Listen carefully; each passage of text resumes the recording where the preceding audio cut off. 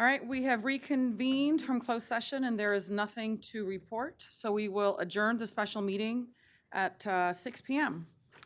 And that takes us right over to our regular meeting. I would like to call to order the Elk Grove City Council regular meeting. Today is Wednesday, January 25th, 2023. It is 6:01 p.m. Clerk. Thank you, Mayor. This meeting of the Elk Grove City Council will be replayed on Metro Cable Channel 14 on Tuesday, January 31st at 9 a.m. and Wednesday, February 1st at 9 a.m. It is being closed captioned and it'll be webcast at sacmetrocable.tv. City Council meeting videos are also archived on the city's website at elkgrovecity.org. For members of the participating audience who may have personal electronic devices, please place them on silent mode during the meeting or on mute when you are not speaking. Elk Grove City Council welcomes, appreciates, and encourages participation in the City Council meeting. City Council requests that you limit your presentation to 3 minutes per person so that all present will have time to participate. City Council reserves the right to reasonably limit the total time for public comment on any particular noticed agenda item as it may deem necessary. Pursuant to Resolution Number 2010-24, no individual speaker concerning public comment may address the City Council for more than 3 minutes. If you wish to address the Council during the meeting, please complete one of our blue speaker cards, which can be found at the back of the room or up here at the front, and provide them to Assistant City Clerk Brenda Haggard prior to consideration of the agenda item. Thank you, Mayor. That will roll us into the roll call. Yes. So I will commence with the roll call with Councilmember Robles, Present. Councilmember Brewer, Present. Councilmember Suen, Here. Vice Mayor Spies, Present. and Mayor Singh Allen. Here. We have everyone in attendance. All right, next up is our Pledge of Allegiance. I'd like to invite our Vice Mayor to lead us this evening. Please stand. Hand over heart. Pledge.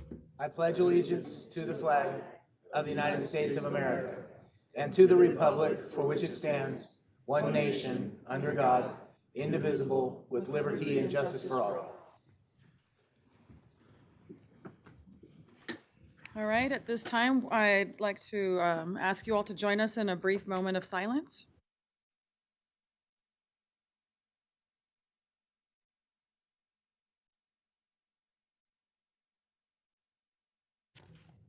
Thank you. All right, next up, we have our approval of the agenda. May I get a motion? So moved. Can I get a second? Second.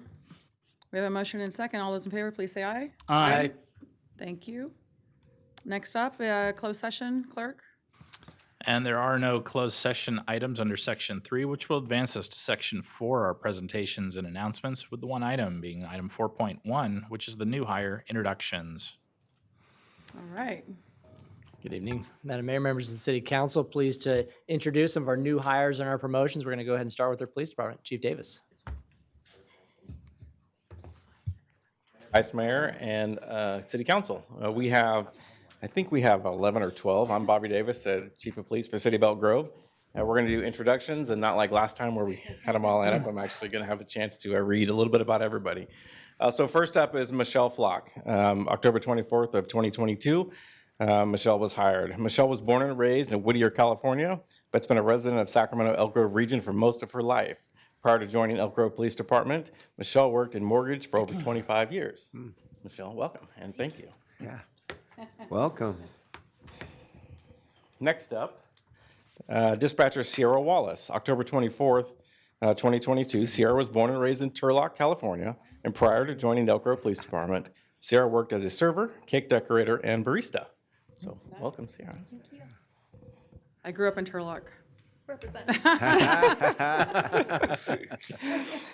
Dispatcher Cheyenne Gallegos.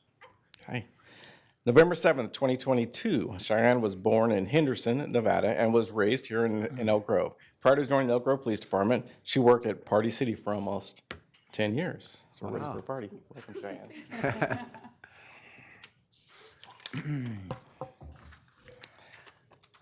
911 call taker, Lisa Moa. November 7th, 2022, Lisa was hired for the Elk Grove Police Department. Lisa was born and raised in Sacramento.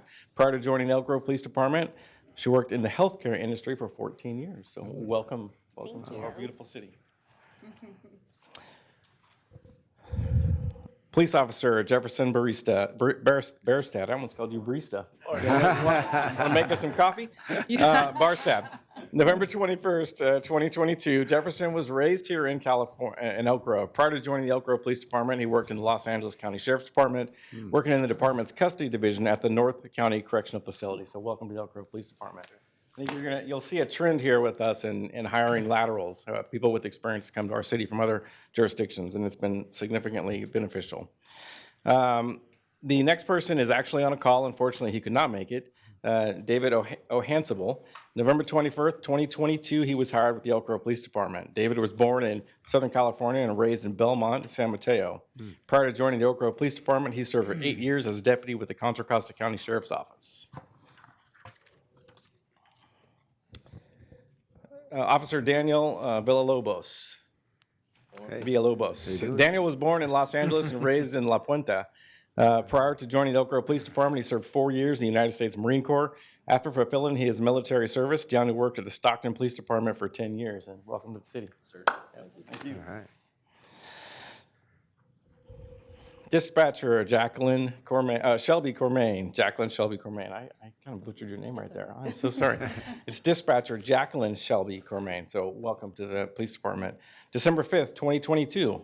Shelby was born in Hong Kong and has lived in Sacramento and Elk Grove most of her life. She recently earned her blue belt in Brazilian Jiu-Jitsu. Shelby has been addressed by her middle name and is a huge animal lover. Welcome to the police department. Didn't know that was going to be on. Congrats on You're going to throw fun stuff on there. Officer Colby Hanna. Nice to meet you guys. Nice to meet you. I love that, right? December 5th, 2022, Colby was hired by the Elk Grove Police Department. Colby was born and raised in Redding, California. Prior to working for the Elk Grove Police Department, Colby worked for the Sutter County Sheriff's Office. Welcome to the police department. Yeah, absolutely.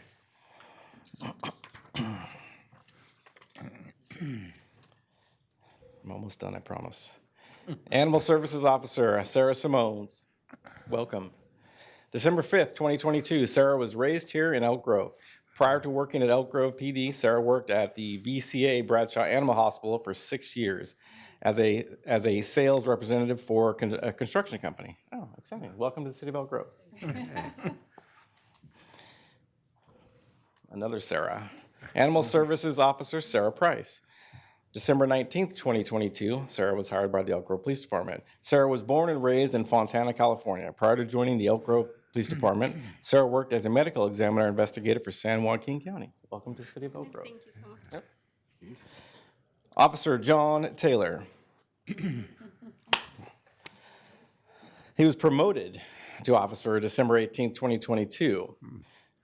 John started working at the Elk Grove Police Department on January 16th, 2022 as a police recruit. He graduated the academy on December 15th and is currently in the field training program. Welcome again to the city of Elk Grove. Yep. Congratulations. Officer Cesar Lopez Salazar. Last but not least. Yes, sir. Evening, everybody. Promoted December 18th, 2022. Cesar started with the Elk Grove Police Department on May 29th, 2022 as a police recruit. He graduated the academy on December 15th and is currently in the field training program. Welcome to the city of Elk Grove. All right. Congrats to you too. Wonderful diversity as usual. I think our HR department has done a wonderful job for us, bridging the gap and creating a significant dent in our police department vacancies. And we're very grateful for the work that you've done, Melissa, you and your team. So thank you, and thank you, council. All right, well, congratulations to everyone. It deserves a round of applause. Yeah, welcome everybody. Thank you for We have a- serving our city. We do have a few more departments Yes. to recognize. City Manager's Office, Kara.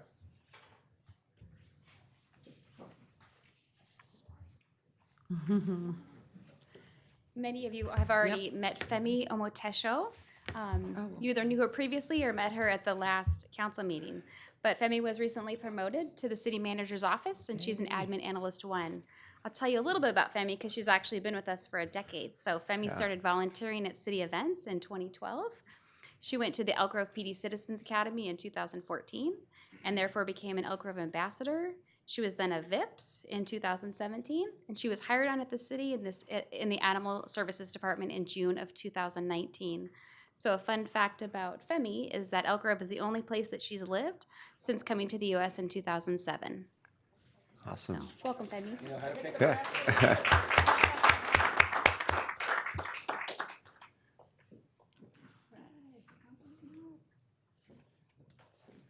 Melissa Rojas, Human Resources Director. I'm super excited to introduce you to Catherine Winkler. She's our Senior Human Resources Specialist. Catherine is a native, born right here and raised in Elk Grove, and attended CSU Sacramento. She holds a bachelor's degree in organizational communication and a minor in sociology. Her human resources career spans 14 years of service with the state of California and the city of Sacramento. Catherine will be responsible for payroll entry, benefit transactions, and developing programs that enhance the employee experience. Catherine enjoys movie nights with her husband and their 4 children, working out and training for her next destination marathon. We're super happy to have her. Yes. Yeah, welcome.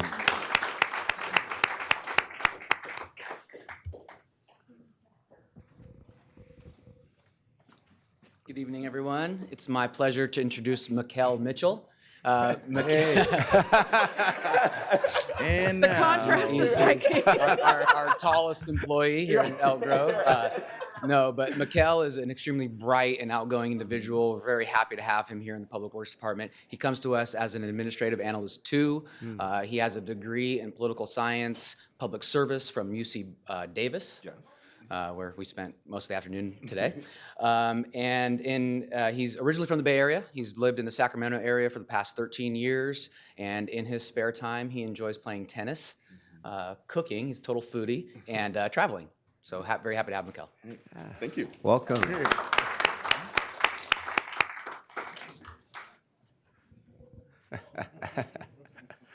If you haven't, by the way, I'm Darren Wilson, Development Services Director. You have not been introduced to Kenneth Ryan Huber. His name's Ryan. He's our homegrown talent. He's been with the city for over 20 years. Wow. He started with the, contracted with the police department and the police service center through the sheriff's department. In 2002, 2005, he was officially hired as a security officer for the Elk Grove Police Service Center. And then in 2016, he transitioned to as a CSO in the Elk Grove Police Department. 2019, transitioned to a code enforcement officer in our department, Development Services. And now he has been promoted in early December to Senior Code Enforcement Officer. In his spare time, he likes to spend time with family and watch theater, both live and on the silver screen. So please join me in congratulating Ryan Huber on his promotion. Yeah, congratulations.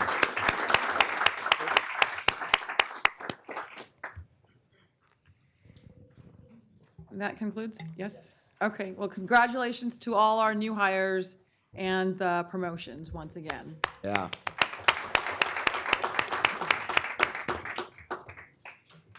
All right.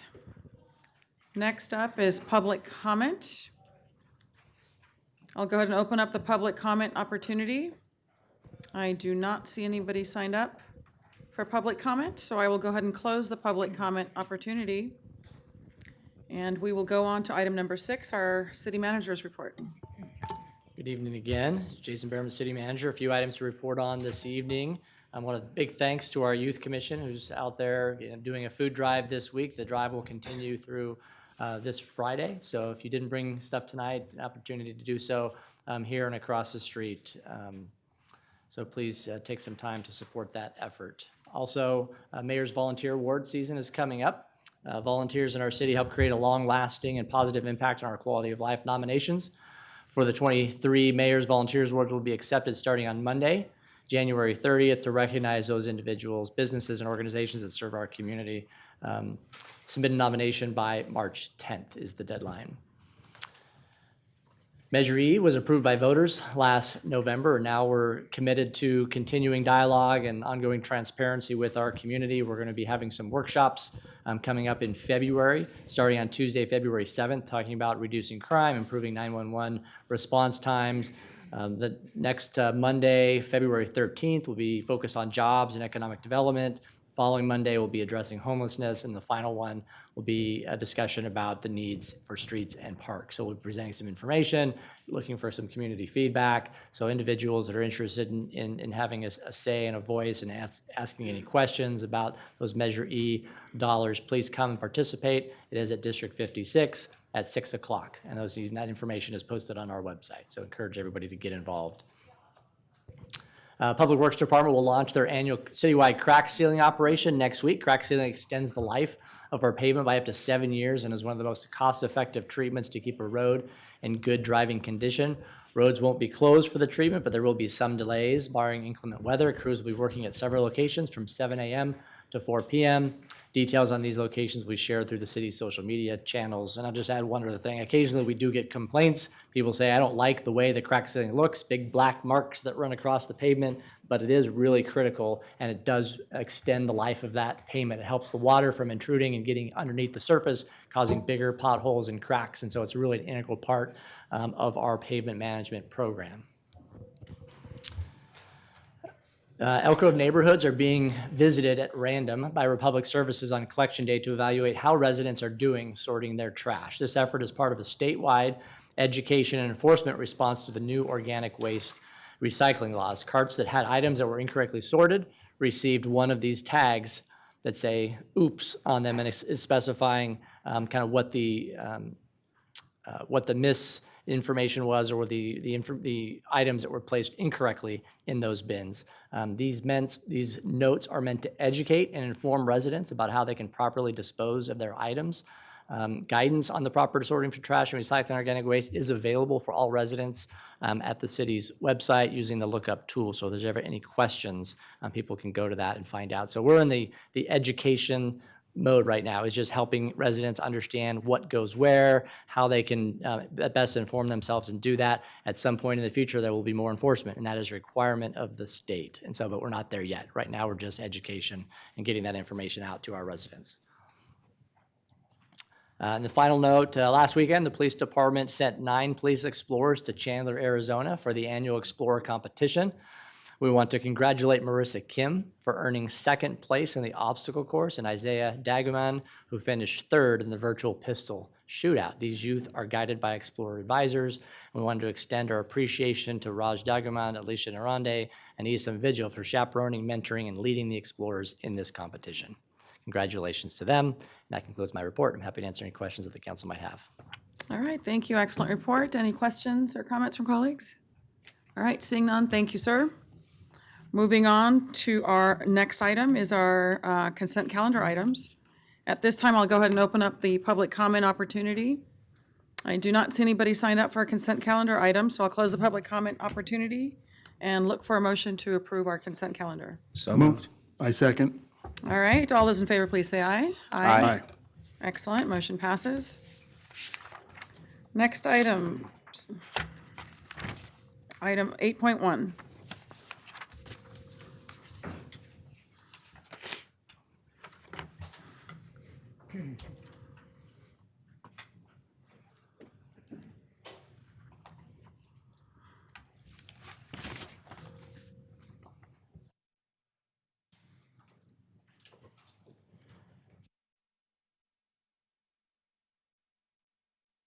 Spies, Antonio, a blog development services planning manager, here to present to you tonight item 8.1, which is the Outfront Media Billboard Relocation Project. This project involves a request to adopt an initial study and mitigated negative declaration for the project, a request to amend chapters 23.42 related to overlay and combining districts, and chapter 23.62 related to signs on private property of the Elk Grove Municipal Code, and a billboard relocation agreement between the City of Elk Grove, Cosumnes CSD, and Outfront Media for the removal of 3 existing billboards and the construction of 1 new digital billboard. This project was heard by the Planning Commission on January 5th of this year. The commission voted 4-0 to recommend that the City Council approve this project. That recommendation included a request to add language prohibiting relocated billboards to be located in the Old Town Sheldon area and the Elk Grove Triangle Special Planning Area. As far as the location of the new billboard, it will be located on East Stockton Boulevard at the CSD Fire Headquarters, which is at the south end of the city, just south of the Highway 99 Grant Line Road interchange. There are 3 existing billboards that Outfront Media owns and operates that will be taken down in order to construct that new billboard. The two of those are located on East Stockton Boulevard between Elk Grove Regional Park and the Grant Line interchange. The other billboard is located just north of Grant Line Road at the railroad overcrossing.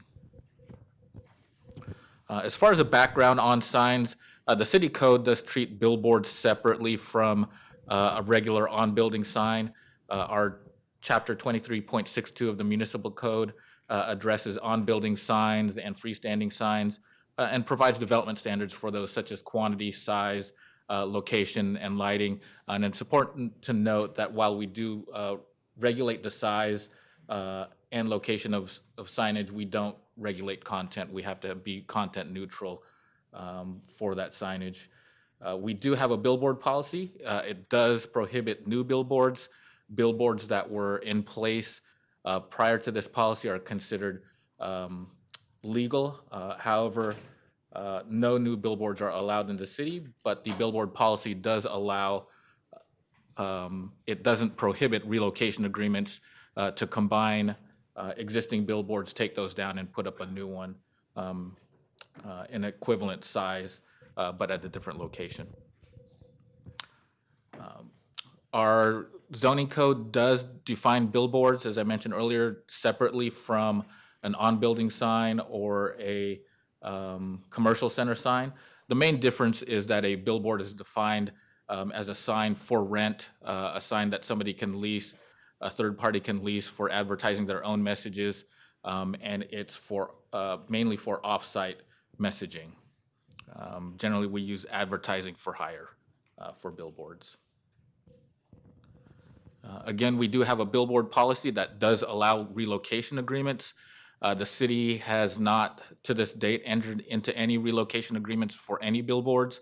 We do have other digital billboards within the city. One of those is at the Auto Mall that was erected pursuant to a special planning area at the Auto Mall. The other sign is at the new Sky River Casino, which is outside the city's jurisdiction.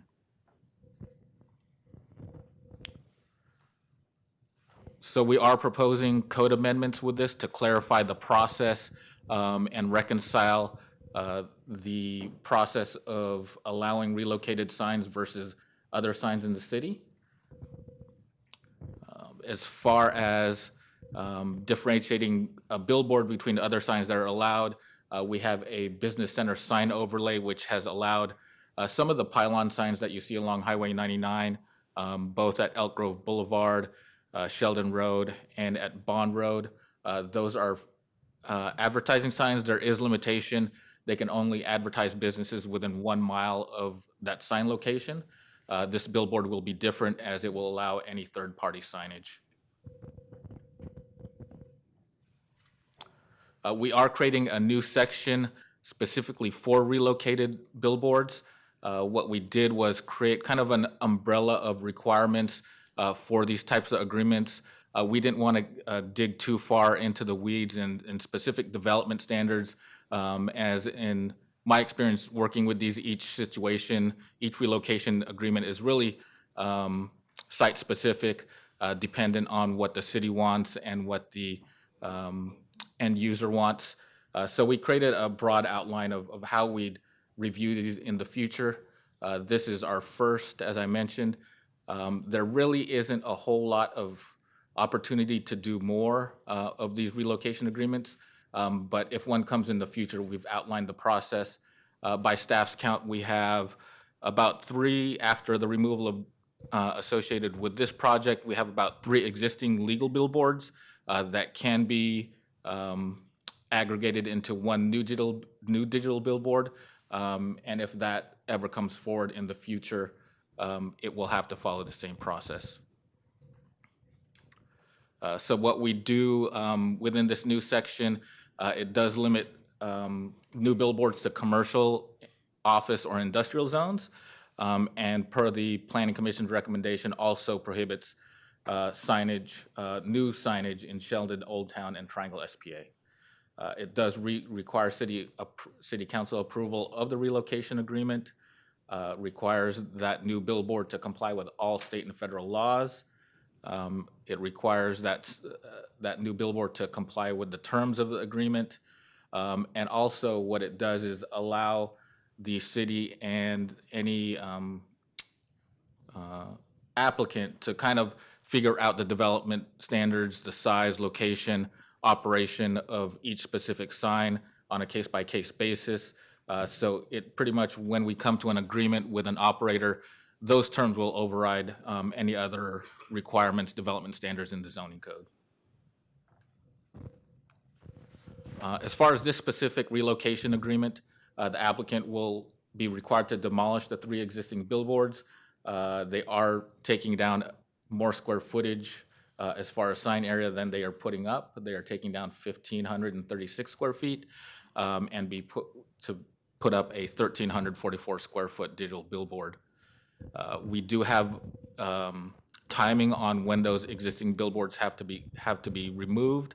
They have to commence demolition of those existing billboards within 15 days of completion of the new billboard, and that demolition has to be completed within 45 days of that new billboard.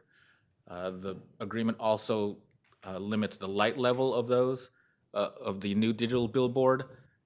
It's required to not exceed 3-foot candles at a distance of 250 feet.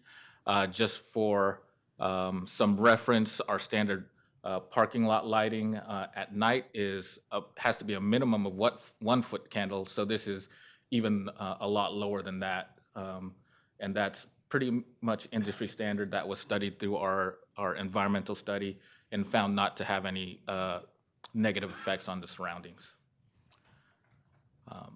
We do have operational requirements in there. They can't have any message shorter than 8 seconds, so the turnover on messaging is going to be 8-second cycles. That's also something that's an industry standard. And also, as part of the agreement, the applicant and operator Outfront Media has agreed to offer the city and CSD 11% of all messaging, and that's something our staff and CSD staff will figure out on how we utilize that in the future. It could be used for just community messaging, community events, things like that. We do regulate the overall dimensions of the billboard. The display face cannot exceed 68 feet, and the support structure cannot exceed 80 feet, and that was modeled after the sign that's at the Auto Mall. And the sign faces can't exceed a dimension of 14 by 48.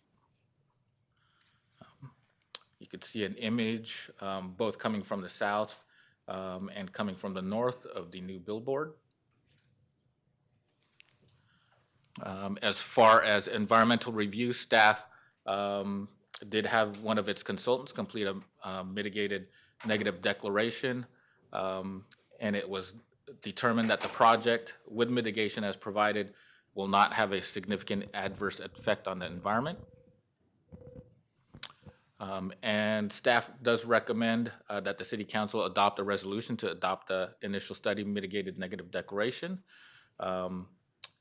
And also a request that the City Council approve authorizing the city manager to execute the relocation agreement with CSD and Outfront Media, and also adopt an ordinance to amend Chapter 23.42 and 23.62 of the Elk Grove Municipal Code.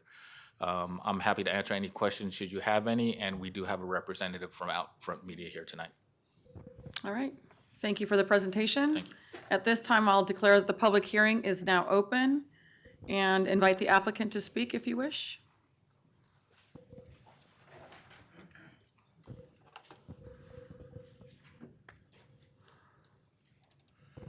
See if I can stumble through this. Do I just arrow up and down? Let's see.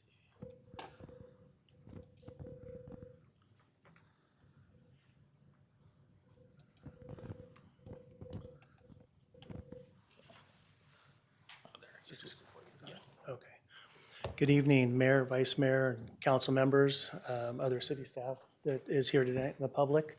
My name is Kevin Johnson with Outfront Media. We're a national advertising company with local roots here in Sacramento. We have 2 offices here in Sacramento. We have the project before you today that's been about 2 years in the making, and I appreciate the time that everybody's invested in it and the time tonight. I'm going to try to get through this, and I hope I can. Never used one of these before, so bear with me, please. That was easy enough. So we are a publicly traded company. We operate in the open. There's nothing that, we're not a privately held company, so everything that we do is above board and out in the open. Any questions that you may have, hopefully I can answer them for you tonight. We are the largest out-of-home firm in North America. We do have a large sales force that is employed by our company, as well as 2,200 employees total. We do operate the majority of the boards that you see up and down the freeway in California, and we self-manage those with content for moral responsibility, as well as trying to maximize the visibility for the advertiser and the revenue for us.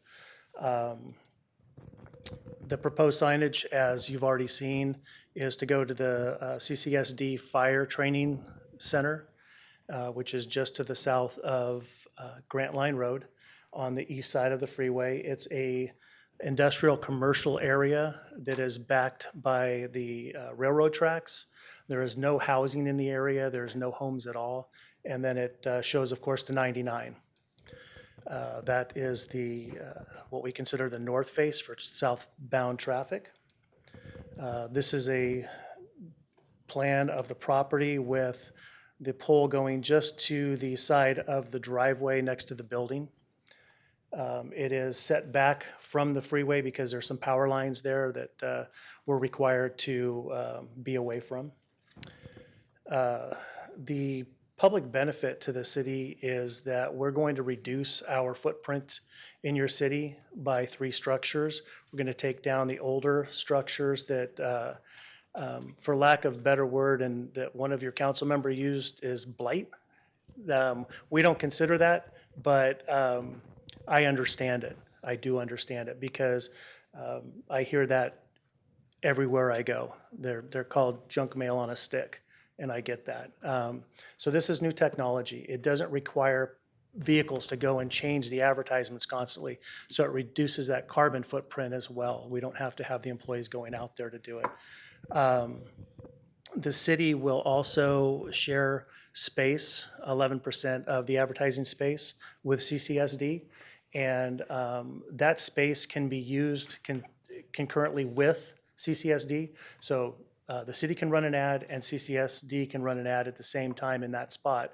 It just cycles around and then the next ad would come up. So it's every 64 seconds, the city ad and then CCSD ad would pop up. You also have the ability to use any unsold space. So if there's a message that just has to get out there and you want to make sure that it's seen, we can also throw it into any open spots that are currently on the sign unsold. We also, under emergency alerts, those are taken over for Amber Alerts, things like that, that is automatic. We have no control over it at a local state. So our main digital asset up in Spokane takes care of that for us. They work directly with the FBI. If there's a notice or a local notice, it would go directly to them. The board is taken over. If the board defaults, meaning the ad fails, it defaults to black. They used to default to white, and it was very, very bright. Once it defaulted, there was no way to regulate, and it was just a super bright white screen. That no longer happens, so it defaults to black. Antonio already went over the takedowns, but there are 3 locations that will come down.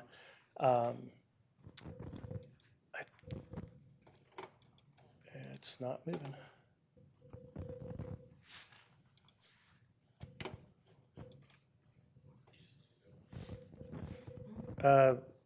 Was there any other screen forward? That's it? Well, I guess that will conclude my presentation then. I thought I had put some other ones in there that basically showed the light trespass as projected, which barely hits the frontage road on both sides. And then there was some things I thought I had in there about the meters. We have meters on the board that automatically monitors the light so that as daylight comes, the sign goes down. As night falls, the sign will pick up. So it is all self-monitored and stays regulated. We operate with the industry at 0.03 foot candles at 250 feet. There are some independents out there that don't adhere to that. Those are small independent companies. You'll probably see some driving around the city, but we operate within the standards. And I'm available for any questions that you may have, and hopefully I can answer those for you. All right, thank you, Mr. Johnson. At this time, I'll go ahead and open up the public comment opportunity. I do not see anybody signed up, so I'll close the public comment opportunity. Any questions from my colleagues for the applicant? Yes, Councilmember Yeah, Sun. thank you, Mayor. Thank you, Kevin, for being here and this information. Just a quick question. I heard you say that for non-use space the city can use. What's that look like today? Like, are there spaces for us to use, or are these leased up? And As of today, yeah, there's no sign.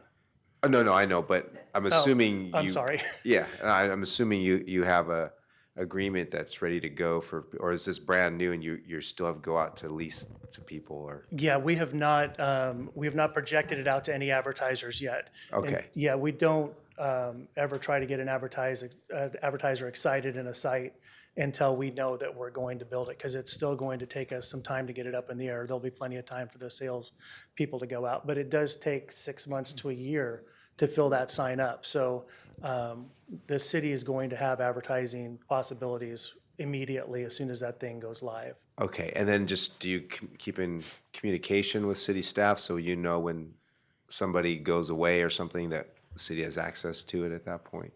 We don't normally notify the cities. I work currently with Rancho Cordova, the County of Sacramento, the City of Woodland, and the City of Modesto. They would contact me and say, we've got these ads that need to go up, and put those into our spot. So far, we haven't had such a demand that we've used the unsold space. Honestly, we haven't had to throw them into the unsold space, but that is available to you. Okay. And good. so if you had something that absolutely had to come up, you could contact me. I would check with the digital charter and make sure that there's some space, and we would get it in there. Okay, yeah, I'm just trying to understand how much utility that, would mean for us in real terms, so I appreciate that. Yeah, 11% is the guarantee. So Okay. 11% Yeah. on the advertising with the share of CCSD, that's the guarantee. But I'm sure you will see more. More than that? Right. Okay. All right, thank you. You're welcome. Great questions. Vice Mayor, any questions, comments? Any of my other colleagues? I do. Yes, Councilmember Brewer. So I appreciate our conversation the other day, Kevin, because I think what we were looking at is a good opportunity to use digital formatting for advertising and in a much more streamlined fashion. The one question that I had, just in timing, for construction of the new sign and the removal of the 3 old signs, could you walk us through briefly on what that timetable would look like? Once we can get the lease and agreement signed with the city and the lease signed with CCSD, we're looking at about 6 months. So I'm probably looking at September, sometime late September as a build-out period, if we can get everything taken care of. It's been a project so far, so we're about 2 years in, and we look forward to getting it up as fast as we can. No, I'm excited about the project. When I was over across the way, this was one of the issues that we had talked about, and I see some of my colleagues in the audience tonight. Paul, Sigrid, hello. And I even see Chief Quiggle. So yeah, this is one of the things that we were looking at as a great opportunity for the use of new technology, but also new technology on CCSD property that would be benefit to the entire city. So I'm excited about it, and I thank you for working with CCSD and the city and getting us close to that goal line and making this happen. Thank you very much. I have no questions. Just want to thank you for the presentation and thank staff. Great information. Really want to recognize the great work from our planning commission as well, and staff working with them, and you as well, sir. Thank you. And navigating through this. So looking forward to it. With that, I will look for motion 1. So moved. Second. All those in favor, please say aye. Aye.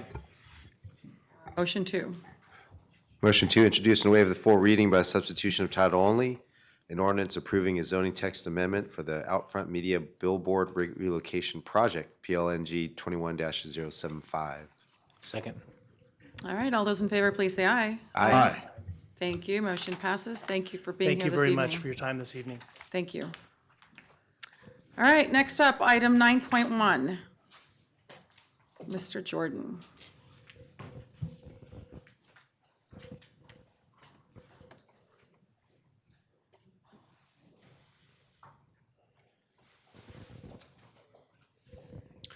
Good evening, Mayor and Council members. Christopher Jordan, Director of Strategic Planning and Innovation. Before you this evening is a request for budget augmentation for master planning for the zoo project. Just a little bit of background real quick. As you'll recall, September of 21, we entered into an exclusive negotiation agreement with the Sacramento Zoological Society to explore potential development of a new zoo in Elk Grove to replace the aging facility up in Sacramento. During the following 6 months from that period, the execution of the ENA, we completed with them a feasibility study looking at the opportunity, what the potential project could look like, and what some of the financial considerations may be. At the conclusion of that project, you directed staff to negotiate a memorandum of understanding that was executed in May of last year with the Society that outlined the next steps involved in continuing the planning process and potential development of the project. That MOU outlined responsibilities of both parties. For the Zoological Society, they are responsible for what we generally are calling the master planning for everything inside the gates. What would the habitats and amenities, customer experience, back of house operations all need to look like in order for the project to be successful in terms of operation, animal safety and care, and customer experience.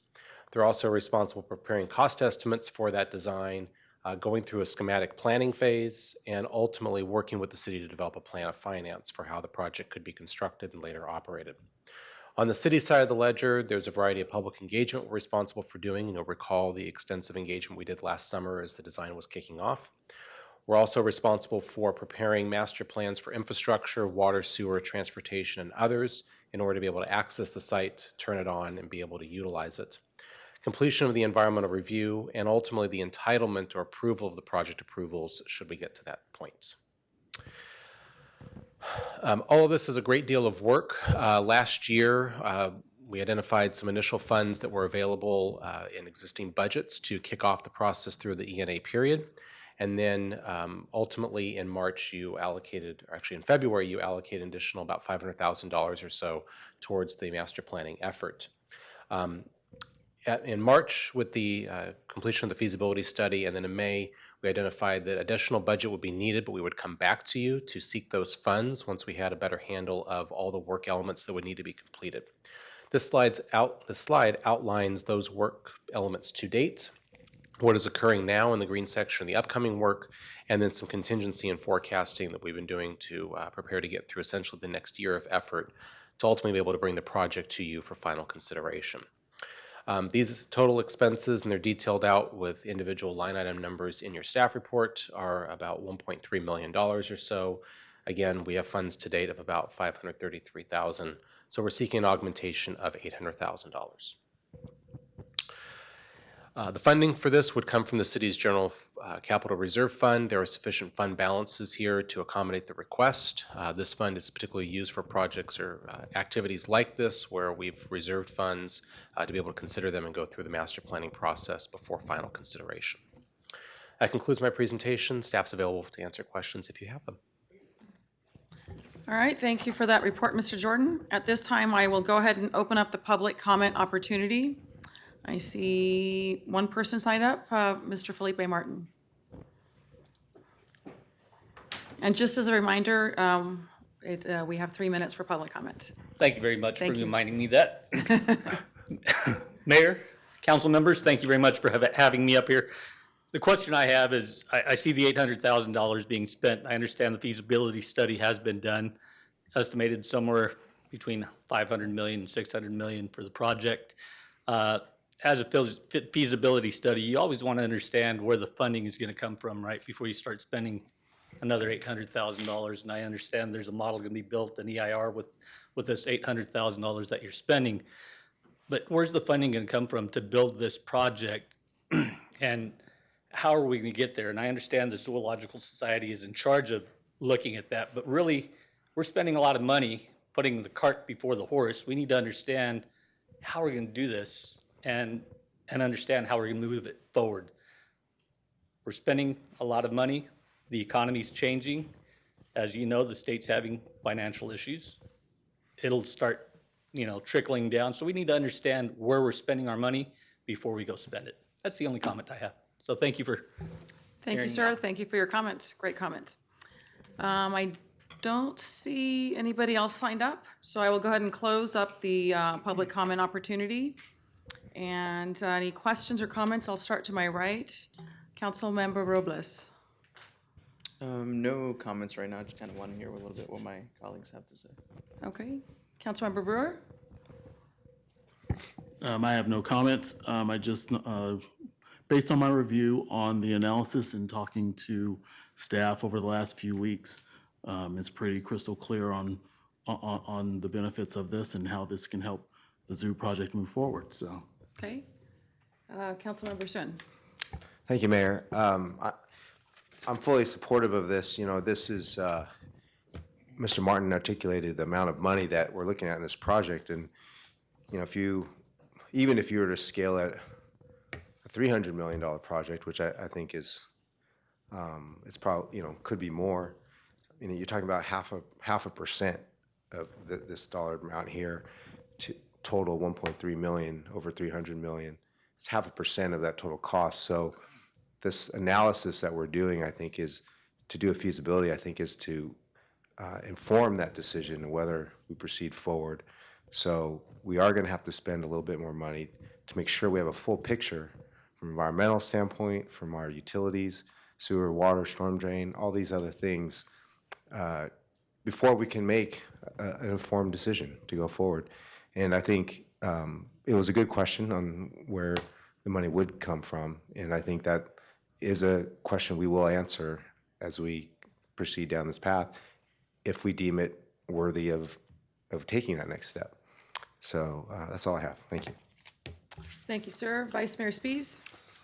Thank you, Madam Mayor. So I will join with Councilmember Soon's position relative to being able to take this to a next step. Although I'm somewhat reluctant to do so because my concern is for me to be interested in continuing this in a further step, I'm going to need to see a significant portion of the support come from private funds. I'm not interested in doing this on the back of Elk Grove taxpayers.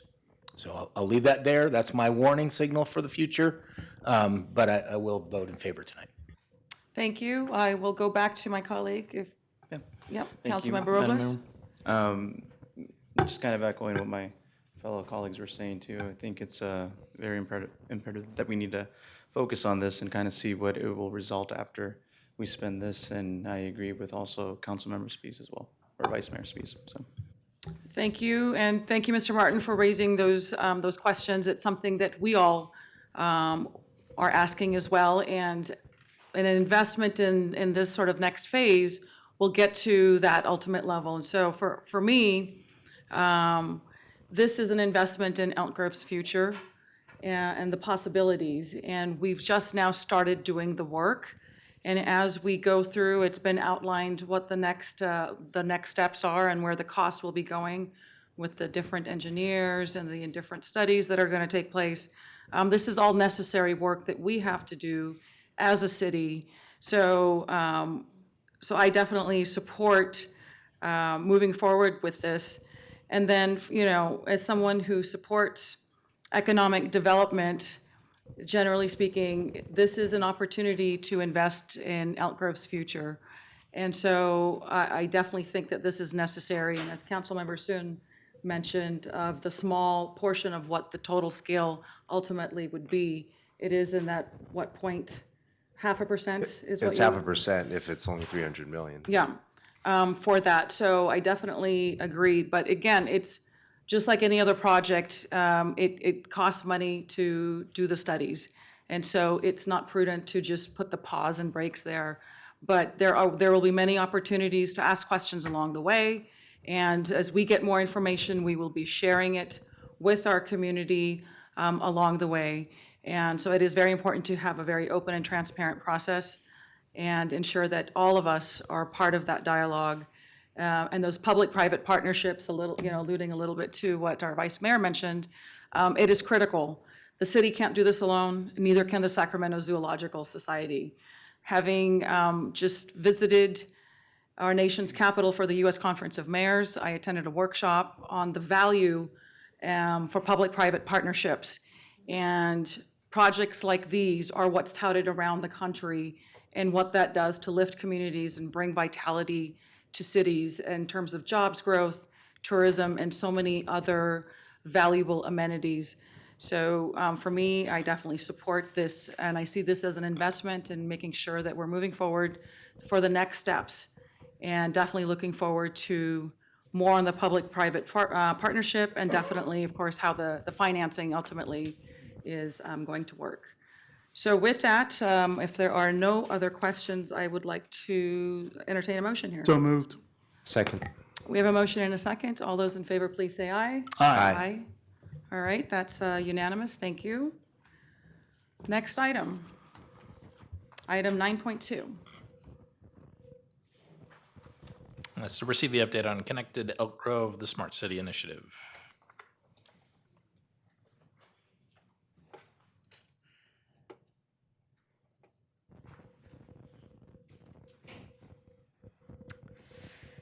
Good evening, Mayor, Vice Mayor, council members. Carrie Whitlock, Strategic Planning and Innovation Program Manager.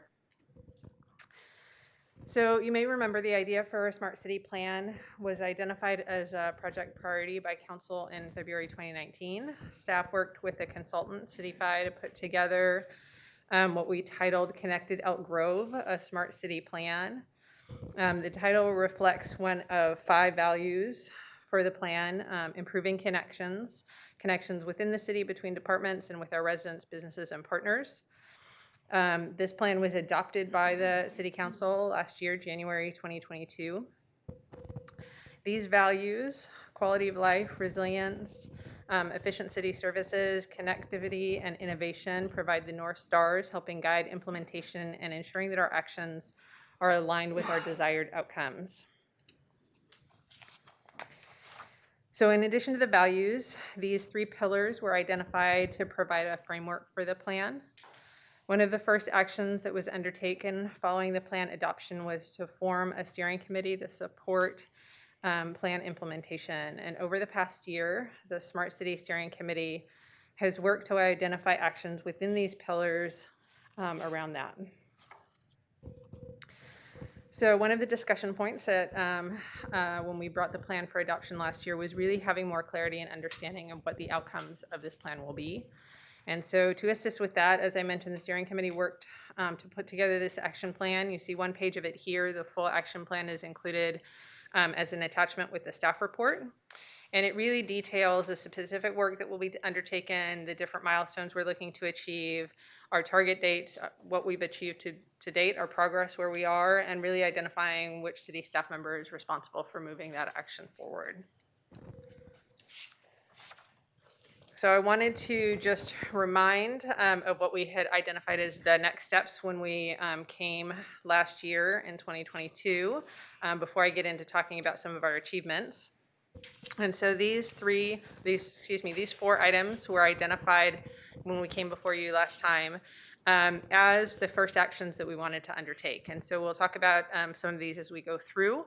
Some of them we were able to complete in the last year, and some of them are still ongoing, and we will continue to work on those in 2023. So in terms of achievements to date, we wanted to just highlight a few things. So we have made some really good foundational progress in moving forward. As mentioned, we have a steering committee that was established. It has membership across the organization from a lot of different departments.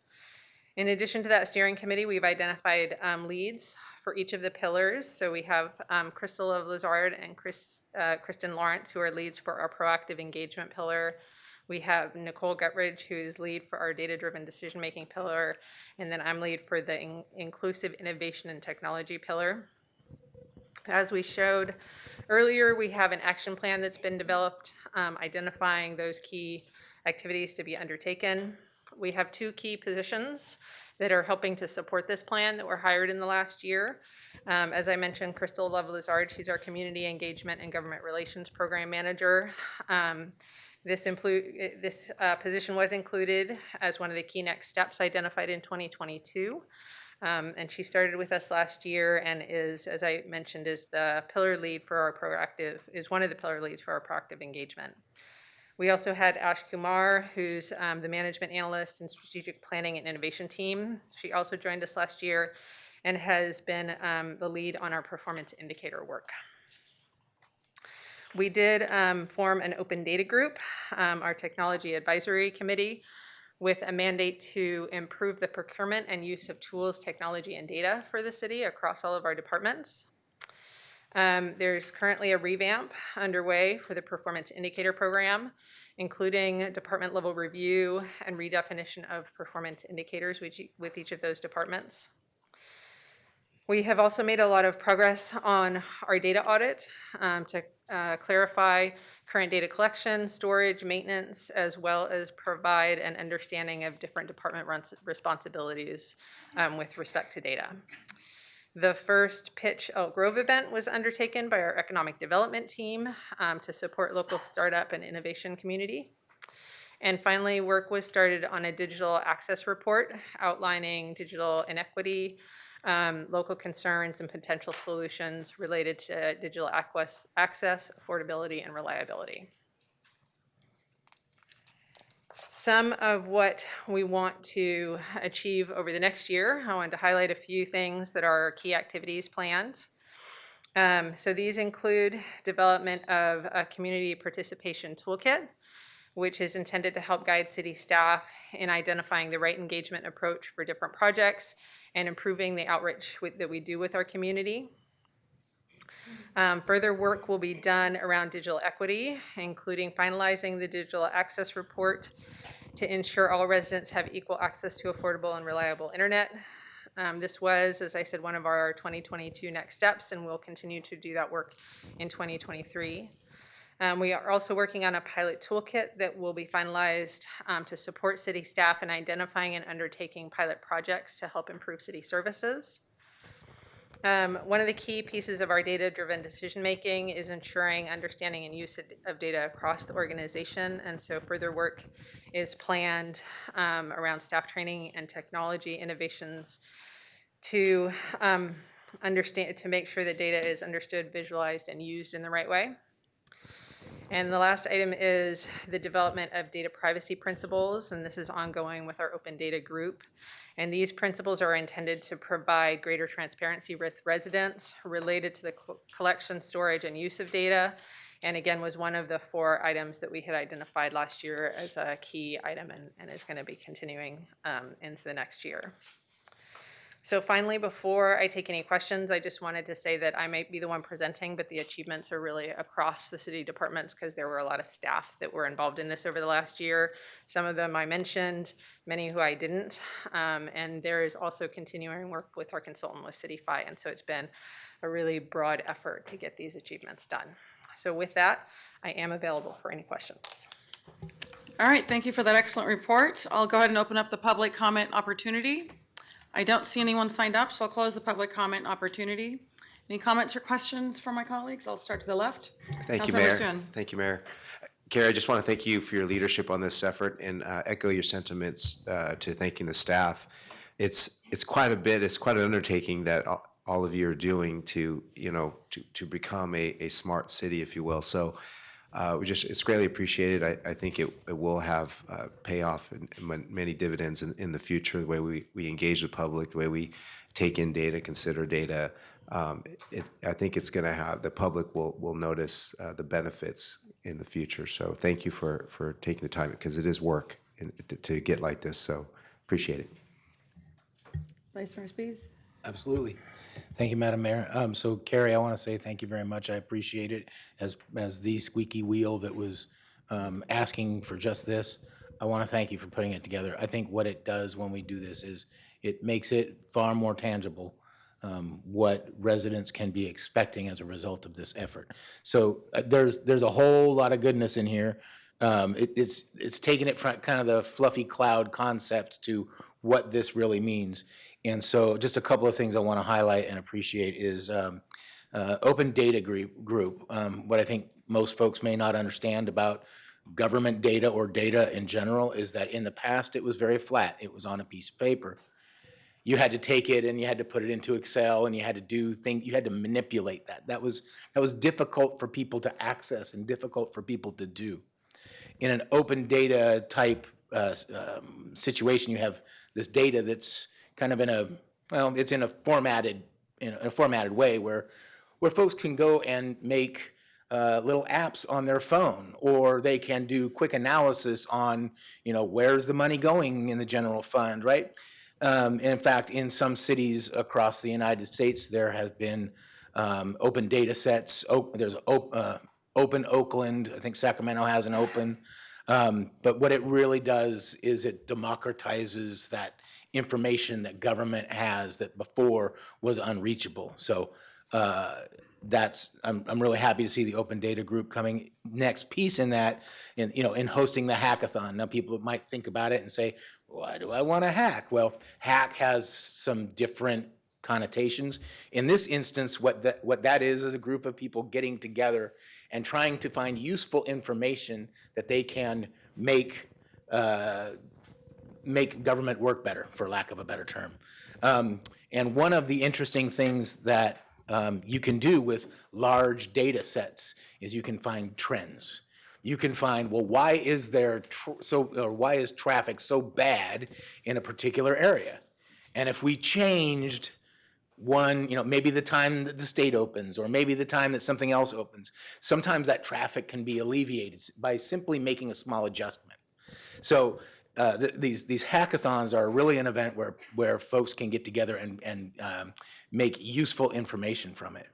And then the last thing for me on this one is the development of data privacy. Large data sets have data privacy problems. It can give away too much information. And so I appreciate that there's focus on this, because while we have this information open, it also has to have that privacy wrapped around it for our residents. So thank you very much for getting this plan together. I think it makes things more visible and understandable to folks. And so I want to thank you for the good work, and I'm looking forward to a lot of the good things that you have in here. Thank you. Thank you, sir. You might be in the cybersecurity business. I can geek out on this all day, so. Yes. I saved you with just 3. Councilmember Brewer? For all the comments that Vice Mayor Spies and Councilmember Soon had said, I'm definitely appreciative of the work that you and your team has done in the city enterprise in general, Carrie. I definitely thank you for that. Just knowing that this information is new and that we're starting to embark on it, is just being mindful that you want to give yourselves flexibility on the metrics and the timelines for the metrics, because things are so new that you don't want to feel like, well, dang, I wasn't successful in meeting this metric, or we were only at 25 or 35%. We really want to get a little higher and get more deeper into the research, into the work. And so definitely give yourselves some time to readjust, recalibrate, because this is a living, breathing document and report that you're doing to gather all this data. And at the end of the day, the city becomes the winner of all of this. So just definitely want to impart that, but definitely thank you for everything you're doing and what everyone else is doing and putting this together, because this is really going to get us on the road towards making the Smart City Initiative successful. Councilmember Robles? Thank you, Madam Mayor. I thought I was the most techie person on this council. I guess not. So all tech to you, I guess. But no, in all seriousness, I want to say thank you, Carrie, and thank you to the staff. I mean, it takes a lot for people to buy in, especially to try to do something that's data-driven. This is going to expedite a lot of stuff that we're going through and what we're facing. I'm pretty excited about this. You know, newer families that are moving in, I'm pretty sure are pretty excited about this, and especially for the young professionals who are trying to access stuff within the city and making sure that we're there as far as smart cities. I'm excited to see what will come about to be a smart city, and then I hope that we are the smartest city in the region, right? That's ultimately the goal, right? So that people can be envious of Elk Grove because we're really smart. So just wanted to share that, and again, thank you for all the staff. Thank you, and I'll echo similar comments as my colleagues, but I will definitely single out also one of the achievements that I really appreciated and enjoyed was our local startup and innovation. Great work there, and the sort of the support that we provided, but showcasing our startup companies was quite remarkable. So thank you for that. And again, being a connected city, a smart city, is important work. It's being done across the nation, and it's great to see that we are pretty much ahead from a lot of other cities. But we definitely still have more work to do, so I look forward to seeing us continuing to grow and improve. And I'm a big fan of data-driven decision-making, so being able to compile that information will help us all do our work more efficiently. So thank you, and thank you for everyone that was involved in that as well. Thank you. So with that, we will move on to our next item, which is item 9.3. Let's consider a resolution to establish the Measure E Citizens Oversight Committee to review the revenue and expenditures of funds from the general transactions and use tax known as Measure E. Good evening, Mayor and Council. Matt Paulin, your Finance Director, here to present item 9.3 to establish the Measure E Citizens Oversight Committee. So a little bit of background about Measure E. I'm sure you all know, and our community hopefully is aware that they approved at the last election a 1-cent transactions and use tax known as Measure E. And Measure E is intended to address the priorities that we collected during our extensive polling with the community to reduce crime, address homelessness, improve 911 response, enhance programs to combat youth crime and gang prevention, maintain streets and parks, keep our public areas safe and clean, and to promote economic development.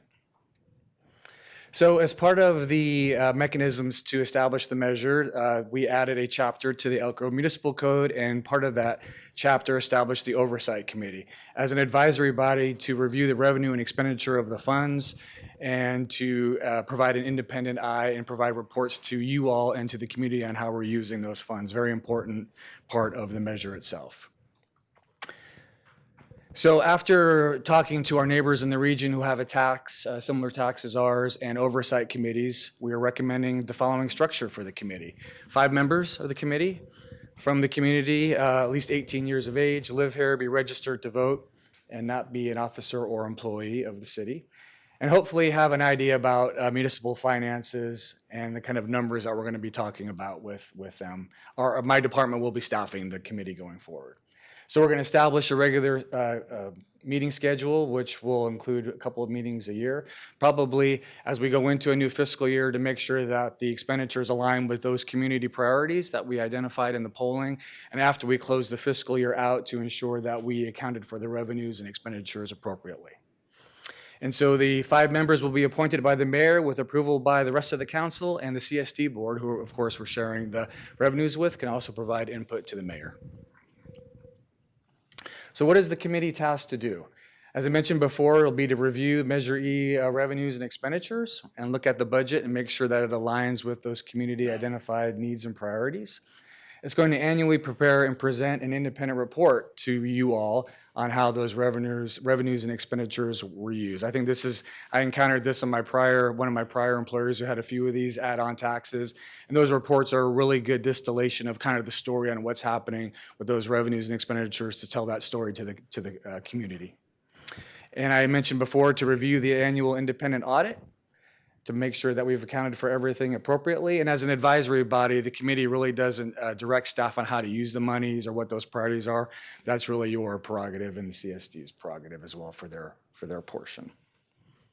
So there's really no fiscal impact to establishing the committee. The members are going to graciously volunteer their time and not be compensated for the time that they spend with us.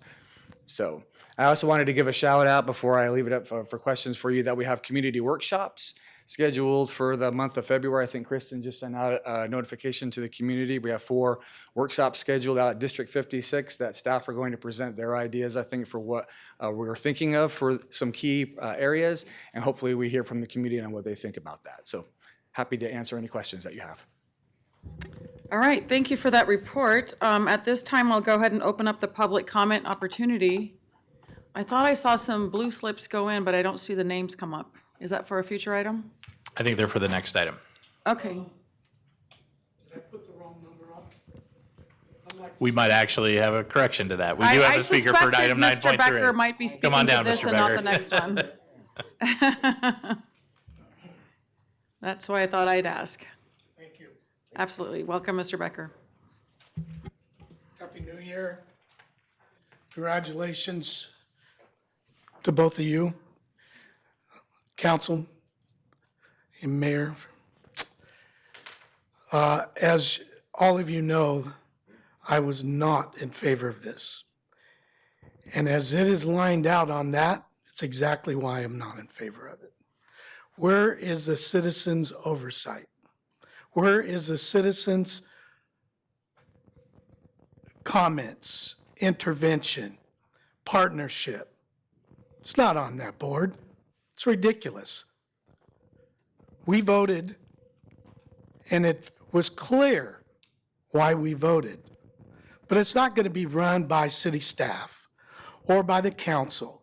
It's going to be run as a collaboration to ensure that the citizens are getting exactly what they voted for. Not what city staff wants, not what the council wants, what the community wants. This body is part of the community. Use them wisely. If you don't, it's not going to end well. It really isn't. Because all they are is a marquee. Turn the light on once a year, show up, make sure the additions are correct, and move on. These are people in the community. If you don't use them wisely, it's a mistake. It is exactly why I was not in agreement of it. I explained to you guys that. And here we are, and the language is clear. Change it. That language does not bring the community together to where you can pick their brain, have some information. We have plenty of commissions, whether it's the CAB, the other commissions where people have a comment, a say-so, some intervention. You know, we got wonderful brains in this community. Use them. Not paid. But if city staff thinks that they're going to run this, they're mistaken. If you think that city staff's going to run it, that's a mistake. I did not promote against this because I was hoping the citizens would vote in favor of it. But I also hope that voting in favor of it, citizens would have a voice. What's lined out there, citizens don't have no voice. Nothing. It's all general fund money. That's not what the vote was for. Absolutely wasn't. You want a zoo? This is the prelude to the zoo. Do it right, you may get input.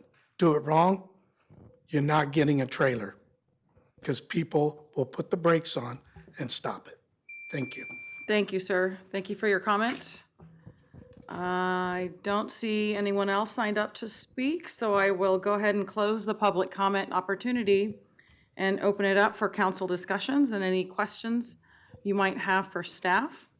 I'll start to the left this time. Councilmember Suen. Yeah, thank you, Mayor. I'd like to address what I think I heard Mr. Becker's comments to be, and I guess maybe I have a different vision. I mean, I I do think the decision power still rests with this council. That's what we were elected to do.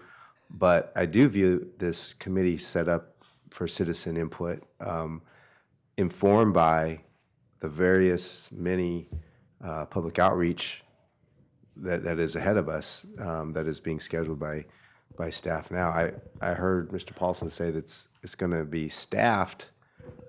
His department will staff it and support it, but this committee is going to be residents that appoint and then to have their own bully pulpit in a sense. They're using their voices on the committee. So I guess that's my vision. I look to my colleagues if they feel similarly or different, but that's all I have. Thank you. Vice Mayor Spies? Yeah, I'm right in line with you relative to the purpose of this. I think this is appropriate. It's established similar to how Elk Grove Unified School District has overseen Measure M. Measure M had essentially more gates put around it because it was, if I'm correct, it was a special tax, not a, what's that? Yeah. So, I mean, I think it was, but I think this is established very much the same way. So I'm supportive of this. My question, however, is to John and Jason, and I don't want to take this too far down the road because it could be an item later, but is there anything in this agreement that would preclude us from, in the MOU that will come later, from asking CSD to establish their own oversight committee? Is there any? No, there's nothing here, and the MOU has not yet been prepared, and there's nothing that would preclude that provision from being added in. It would ultimately be an agreement between City Council and the CSD board as to whether or not they want to have a separate CSD oversight committee. Okay. Can be done if that's what the council and the board want to do. Sure, okay. I just want to, I wanted to be clear and ensure that, because what I'd like to do is to ensure that we, continue to have, to respect our partners and the authority of both boards. So thank you for your questions. I appreciate it. Councilmember Brewer? I think what Councilmember Suen and Vice Mayor Spies have touched on is very important. Because as we were working towards approving Measure E, we were all in it together, fighting in the same direction. Understanding that, yes, the city called for the measure and put in pretty much the sweat equity, but knowing that CSD put in a lot of equal work and putting foot to the pavement out on the street, we definitely should be respectful of that. But we definitely also want to make sure that as we form the committee, stay vigilant going forward to ensure that we are being responsible to the public, and that the public, as a result of it, is very active in the process, so we make sure that the dollars are being spent wisely. Also, as we go down this road, it's important that the people who had worked closely to the ground on this for Measure E stay involved in the process. And what I mean by that is the people who are tasked to be the co-chairs should definitely be active and be a participant in this, because it's very easy to have our eye off the ball. And as much as we want to be vigilant and be on top of things, we don't want to lose sight of our responsibilities to Elk Grove for Measure E, because as this measure continues in perpetuity until reversed by the voters, it's important for us to be responsive and to be responsible in the same vein. But we also don't want people to feel like that they're being excluded from the process, because that's a very dangerous road that we go down. If CSD is not part of the process or don't form an equal committee that can work with this committee, because $23.5 million estimated every year for community programs is very important. And so we definitely want to keep our eye on the ball and doing what's best for Elk Grove. Councilmember Robles. Thank you, Madam Mayor. I think the citizens of Elk Grove voted for this tax measure. I'm excited to see, and I hope that we have a lot of people applying for this position, because this is very important. I also hope that we select people who won't always agree with us, because that's what makes government work. My hope is that people will ask the questions that somebody, that I might just not see the same questions that are being asked. My hope is that we, as a collective community and as a group, we can move forward and obviously establish the guidelines that we need to do and use the money what it's intended for. I'm excited to see this. Again, my hope is just that people who do apply, and I hope that we do the outreach so that folks can apply. This needs to be filled, but it also needs to be filled with the right people. That oftentimes doesn't mean that we need to agree. That within that disagreement, the arguments will be laid out, and then we can make our case. So I'm pretty excited to see this, and that's it. Thank you. Thank you to my colleagues. So this is an important committee. Creating that oversight committee was something extra that we agreed to do because we believe in transparency and good governance. So we didn't have to do that, but we did because it was the right thing to do, to include our community. Our community voted for improved quality of life, public safety, roads, and parks. So that is very important that we stay true to that vision. And so, I disagree with Mr. Becker. I have the utmost respect for you, but I disagree in that this is a community-led oversight committee where they will have input. I don't know where you saw on the slide that wasn't the case. They will have input. And our meetings are public. So others can definitely participate. This isn't happening behind any closed door. These are public meetings. So the community is always welcome to attend all of our meetings like they are currently. This wouldn't be any different. So the community is absolutely a part of that decision-making process, always. This committee was very important for me, not only for the transparency, but it ensures good governance at the onset. But it was a partnership. This is a partnership. While we are in charge for how the monies, the process, but ultimately how those monies will be discharged, not the who and the what, but ultimately it's the city. So that's why we have the city-led committee for Measure E.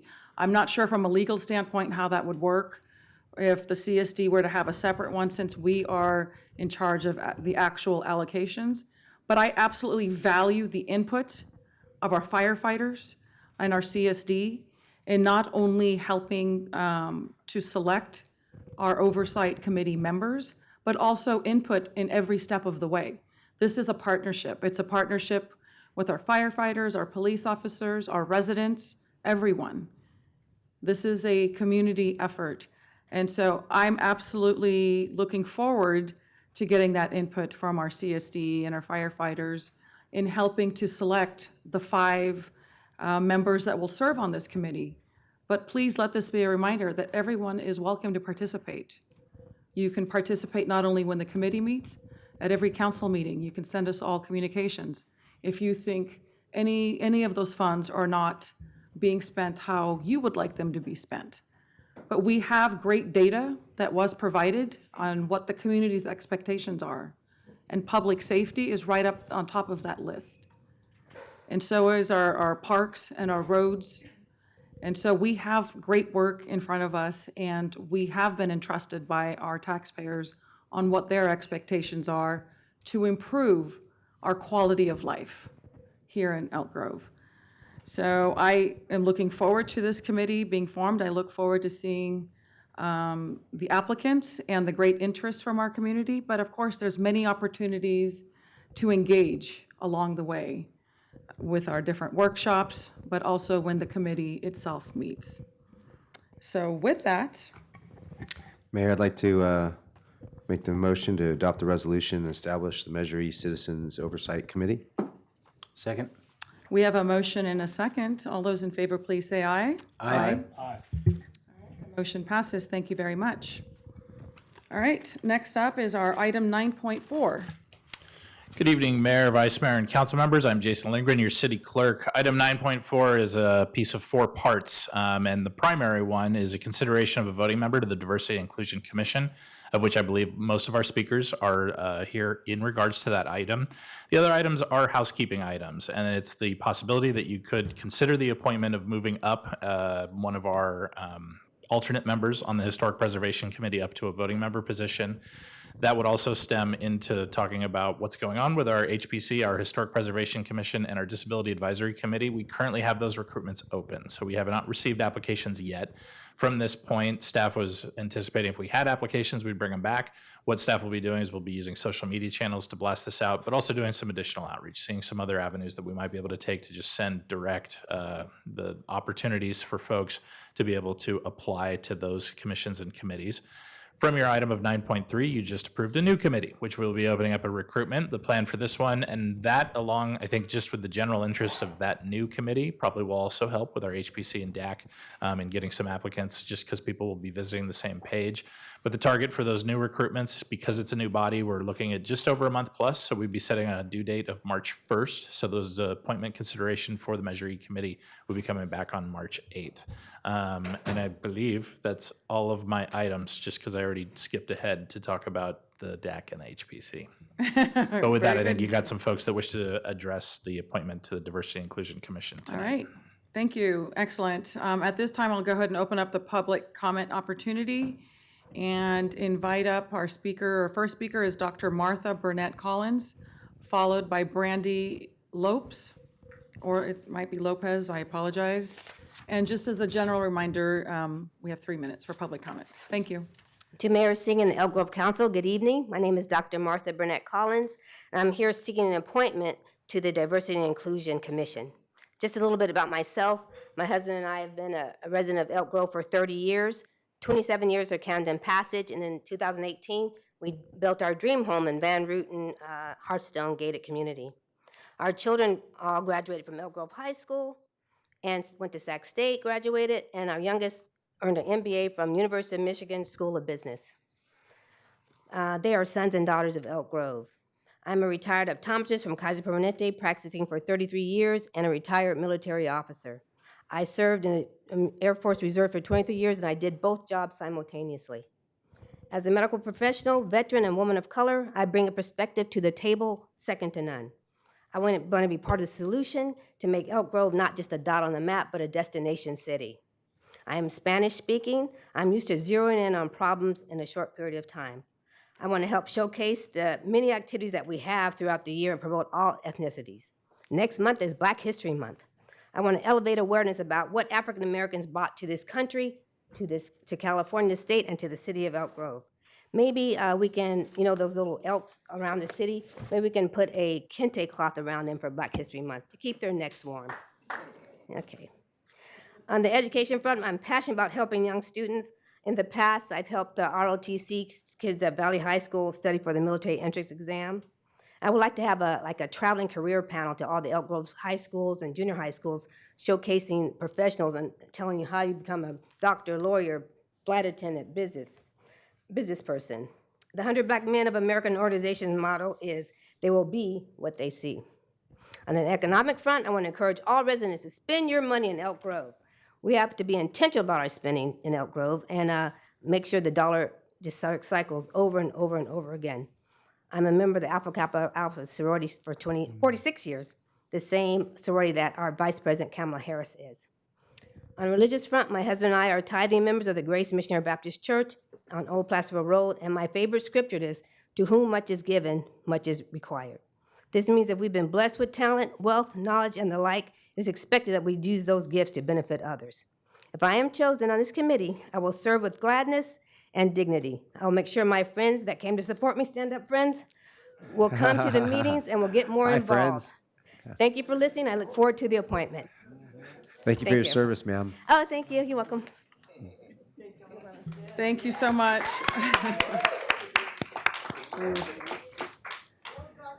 Next up is Brandy Lopes, followed by Michael Hill.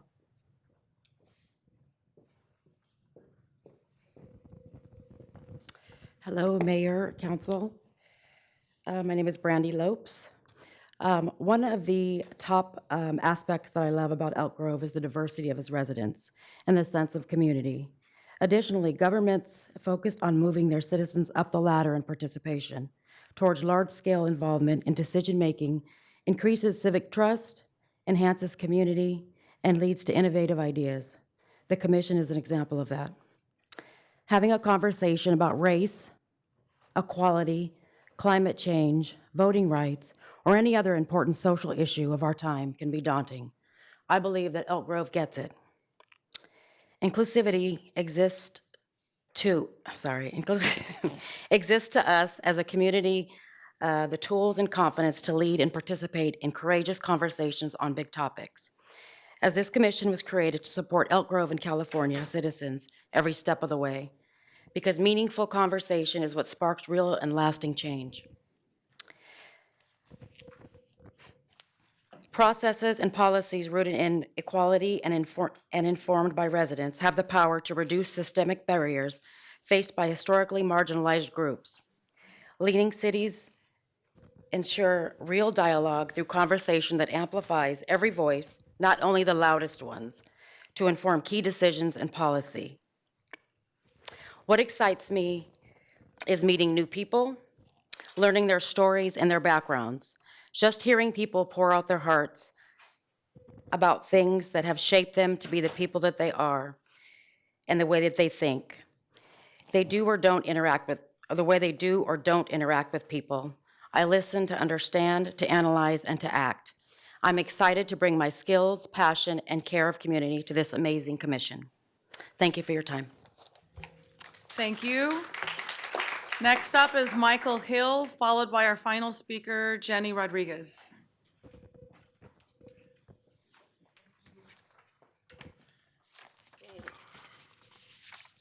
Alrighty. Good evening, Elk Grove City Council. Michael Hill here again, Mayor Singh Allen. I'm here today seeking your appointment to the city's Diversity and Inclusion Commission. First, I would like to start with last week. I was the only member of the public to join the commission for their first meeting of the year at District 56, where I was able to see how the meetings are conducted and met with the newly elected chair and vice chair, and was also able to understand the commission's goals for this year. I also spoke with both the city advisors to clearly understand the position, Sergeant Jimenez and Ms. Lawrence. Some main points I gathered from their meeting was that their desire to be more involved and attend commission meetings and having representatives or two here at city council meetings, and planning for events later in the year and streamlining communications. They started this by voting and creating to fill a position called the communications lead. They also postponed a vote for a new recorder of meeting minutes, a position I would be happy to fill given my experience in my previous job doing similar work for meetings. I strongly align with these goals and believe that I would be a useful asset to the commission given my time in numerous groups within the community, going back to even assisting in my associated student body at my high school to help the multicultural rally. At Jim Cooper's office, I also engaged with many communities and organizations, which allowed me to build connections and aid groups in a variety of ways. And I had the opportunity to hear from our constituents from all walks of life and assist their needs to understand how certain situations impact specific communities differently. I would also be a voice for our younger generation to give new ideas and input on future events to promote diversity and inclusion in our community. I would also be a passionate ambassador for the commission and work with law enforcement to ensure we uphold our No Place for Hate proclamation. And I do understand that incidents do occur in some communities and they may not feel comfortable or want to go directly to law enforcement. And as an ambassador, I would be that bridge to ensure they are given the support that they need. As a young Black bisexual man in our community, I have faced times of harsh treatment at schools and stores alike, but I always believe in education as a tool to close that divide. And with that, you need the resources and allies to support you. I strongly support ensuring that we have a community of safe places for all walks of life to feel welcome and treated with respect. And with that, I appreciate your time and consideration of my application and hope to garner your nomination, Madam Mayor, for this appointment. Thank you. Thank you, sir. And our final speaker is Jenny Rodriguez.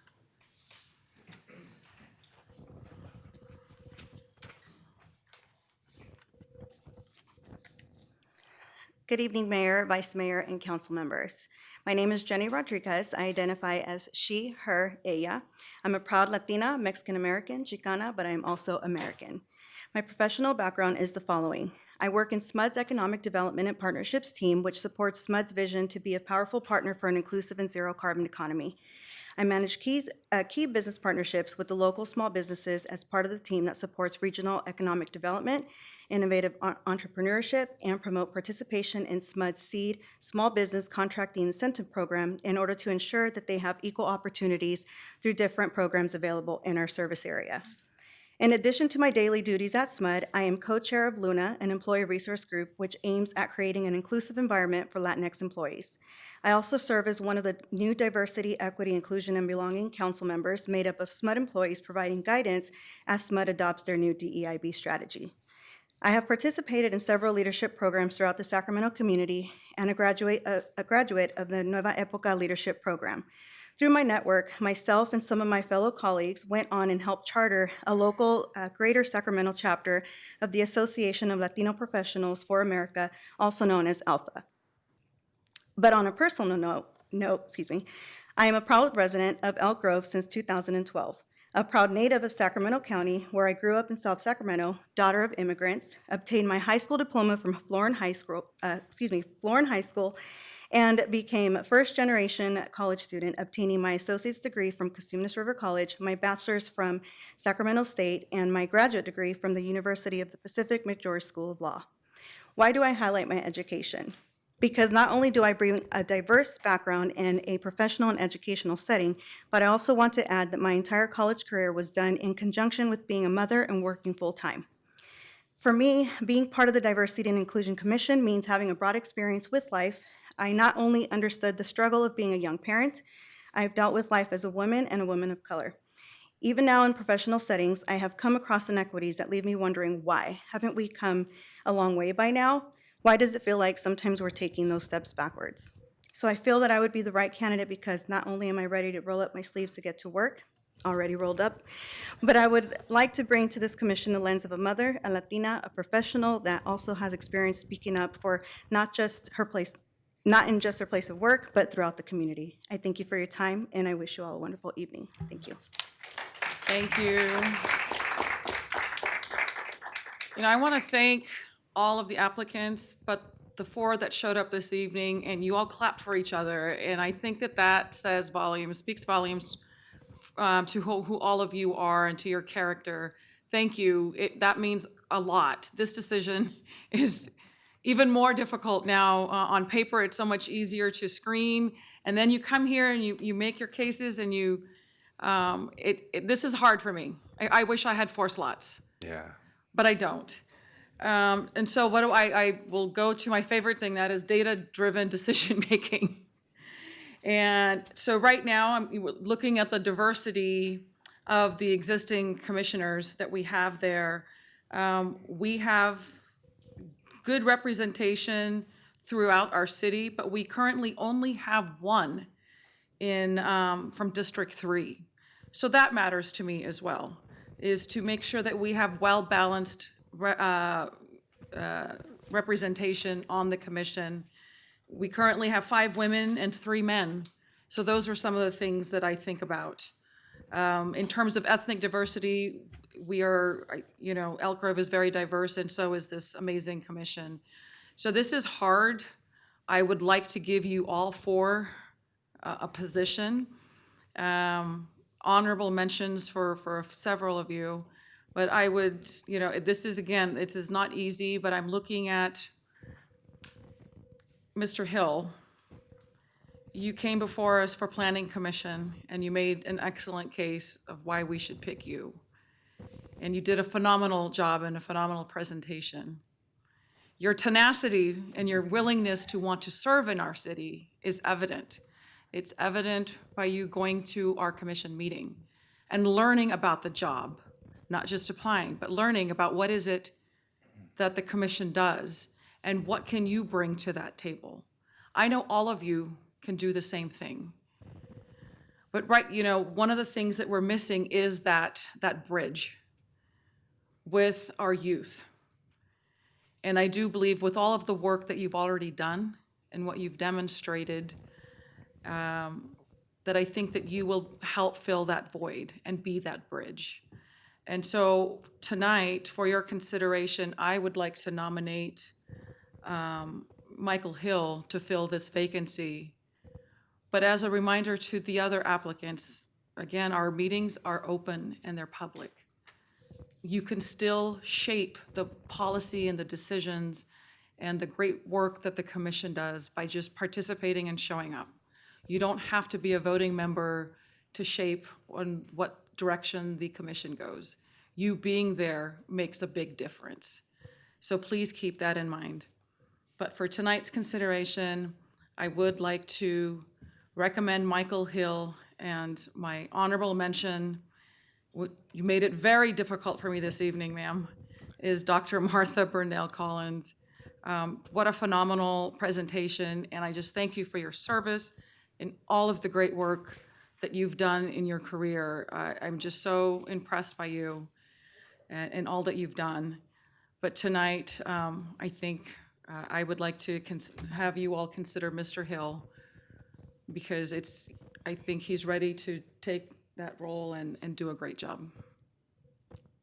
Madam Mayor? Yes, please. If I could, I'd love to be the first to support. I did have a number of conversations with Mr. Hill in the past, and I think he's a great selection. I would say that I think you couldn't have gone wrong with any of the four choices No. this evening. Nope. And I do have to say, as an Air Force veteran, I'm always a sucker for, there you go, always a sucker for a professional dressed in Air Force blue. Aim high, thank you, ma'am. I appreciate you. Yes, thank you. Could I add some comments as well? Yes, please. I am just shocked by the amount of experience that all of you bring to the table. This is very crucial, especially in the time now that we're in, right? We want diversity in our community. Ma'am, thank you for your service. 23 years, did I hear? Thank you for that. You know, that's 23 years that from family, from friends, away, time that you put into that, sweat equity and everything that you did, so thank you for that. Jenny, you know, many people don't know this. I actually know Jenny. We went to school together, and I've seen her do amazing things in and out of the community. Her resume is just an understatement of everything that she's done. If you look at District 56, there is a wrap around that SMUD did, and Jenny led that charge. And she beautified. It's already beautiful, but even more because of SMUD. And the work that you're doing, Jenny, in and out of the community, please continue doing that. We need that, and especially for a strong Latina. We need that. And thank you for doing this all while being a mother. That's something that you've been able to accomplish. I saw it in grad school. I saw it all that, and thank you for that. Ms. Lopes or Lopez? I don't want to get it wrong. Lopes. Ms. Lopes, thank you for coming again before us and speaking and engaging. It's very important that we continue to have community members, and please continue to stay engaged. There's other, again, ways to be involved, and please just continue to do that. Mr. Hill, I'm excited. You know, I think this is a history in the making, the youngest diversity, appointee. So continue to strive for greatness and, bring that perspective on the commission or, being on the planning commission and being the youngest one there. Oftentimes, I advise you listen a little bit, see what people have to say, but at the same time, just bring that energy, right? Because we need young professionals to have that voice at the table and to make a difference. So thank you for doing this, and I'll totally be supportive as well. And Councilmember Soon, I believe you wanted to say something? Yeah, thank you, Mayor. Echoing a lot of comments I already said, I agree. I mean, all four of you, we couldn't have gone wrong. And thanks to all the applicants who applied. Dr. Burnett Collins, again, thank you for your service. But it's just really good to see you out here. All the things that you said, I really hope you stay involved and engaged in the community. Thank you, because we could use more people like you involved. And that goes for all of you. Ms. Jenny Rodriguez, I know the SMUD program, and it's a very good, the ERG program is very good, and so I know your work there, and so it was very impressive to see your resume in here. And I know Ms. Lopes is already doing good work in our governor's office. So yeah, there's no need to say anything more about that. But Mr. Hill, I can see you now. We've worked with you in the community since you were with Assemblymember Cooper's office, and I've seen you everywhere in your passion. And I'm not surprised tonight to hear that you went to the commission yourself and investigated things there. And we've talked about up here, including members of the Youth Commission on the Multicultural Commission for that purpose, to gain that youth perspective. You are not the youth; you are youthful. But yeah, Young professional, right? it will very. Yeah. Either way, your perspective will be very much welcomed. So, and I'm going to echo the mayor's comment about all these meetings are open. Even if you're not on that commission, you're more than welcome to volunteer, participate. Please do that. So that's it. Thank you very much. So I wholeheartedly support your decision, Mayor. So I see I also unanimous. did just want to note that District 4 has 3 people on the diversity and inclusion, so District 4, keep it up with the diversity. Oh, don't start with the District 4, rah-rah. I know. Carrying on. We are one Elk wins. Grove. Heck, I was about to say District 2 has talent because Jenny is actually in my district. I actually walked your house. Dr. Martha Burnett Collins, I can't say thank you enough for your service, your dedication to our country, and everything you continue to do. Please stay involved in what we're doing here in Elk Grove. I want to remind all of you to stay involved in what we do here in Elk Grove, because having talented people on our commissions is what makes our community strong. Having those strong voices makes Elk Grove a very effective and desirable city to live in. And looking at all of your assets and what you bring to the table, Brandy, Jenny, Dr. Burnett Collins, Michael, I really appreciate all 4 of you being here tonight, because what you've just displayed is another reason why this city is so beautiful to live in. And I'm very blessed to be a part of it, because you make us stronger. So please stay involved, and please engage with us regularly. And Michael, this is, I think, your presentation to us before the Planning Commission was very beautiful, very eloquent. And looking at your information tonight and for the past few days, and just wondering how you will stay involved and be engaged. And as I was walking out of an event from District 56, I was looking at the Diversity and Inclusion Commission, and you were there because you saw me waving at everybody. And I know it seemed like a little bit of a nuisance, but it's the love I show for my community that I really care about each and every one of our citizens. I look at all of us as brothers and sisters in the process to move our city forward. And so please stay involved. And I'd like to echo the mayor and the rest of my council members in approving the appointment of Michael to the Diversity and Planning Commission. Thank you. I think we have unanimous support for Mr. Hill. You are the future of our city. So congratulations, and I look forward to seeing all the great things that you'll do. All right. And then next up is the appointment of one. Mayor, if I can jump in, Yes, just to please. circle on some housekeeping, I am just going to seek agreement that we're moving forward for the Measure E committee recruitment and targeting March 1st for a deadline, March 8th for the appointment. Yes. So that sounds great. And then there is an option to move up. We have an alternate member on the HPC. It can also be considered at a future date when we consider appointments, but it's Mr. Brian Van Lent. He serves as an alternate, and currently, actually, he would be a voting member because we have a vacancy of a voting member position. So it's an option that appointment could be made to Yes. change his designation if you so wish. I support changing his designation and then opening up the alternate positions. Okay, so for the HPC recruitment, we'll be looking for those alternate positions. Just assuming he wants to. I mean, I would He's think, responded in the affirmative that he Rita's already desire say is- yes. says such. Great, So, yep, thank you. Great. All right, well, thank you for And that. that's it. So we're done with this item? Yep. All right, very good. So we are on to item 10, council comments and reports, future agenda items. I'll start to the right. Councilmember Robles. Well, Regional Sanitation District was canceled today, so there's nothing to report. Councilmember Brewer. Just want to encourage the public to continue participating in the food drive that our youth commission is currently conducting. There are a lot of needs, and so anything we could do to feel the need and feed the hope, let's do what we can to help the food bank and help our youth commission in that endeavor. Councilmember Suen. Thank you, Mayor. As Councilman Robles mentioned, sewer district was canceled today. We had a SACOG meeting last week, and tomorrow, I don't know if I mentioned this before, but I'm on the League of Cities Housing and Economic Development Policy Committee, so we have a virtual meeting tomorrow. Thank you. Great. Vice Mayor. Let's see, so in the last 2 weeks, we had the CSD 2x2.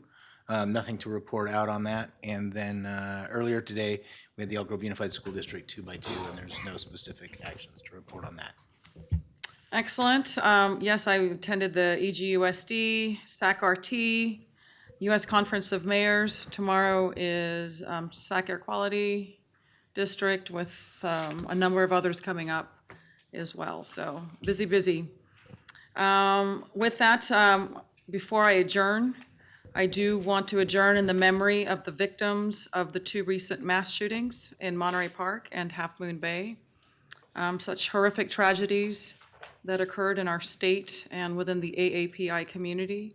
So just want to send our condolences to all of the families that were impacted by this horrific, horrific crime.